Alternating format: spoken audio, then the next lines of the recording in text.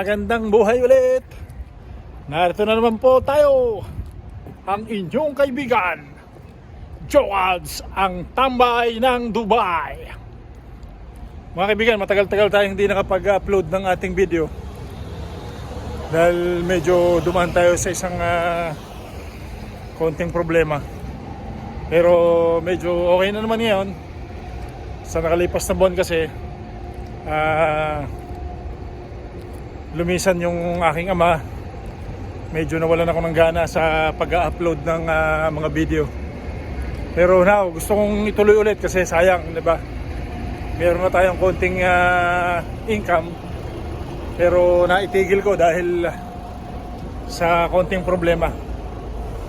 Pero ngayon, mga guys, itutuloy ko po ulit yung aking sinimulan. At sana ay pagpatuloy nyo rin ang pagsuporta at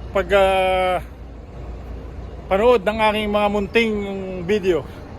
Kahit walang kakwenta-kwenta, at least may konti kayo napapaglibangan at may konting kaalaman na naibabahagi ang aking channel sa inyo.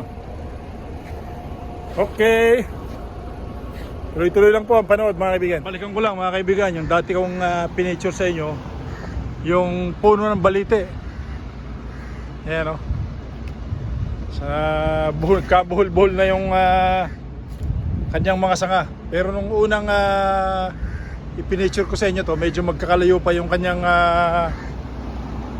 ugat. Ngayon medyo naglakihan na at saka nagdikit-dikit na sila.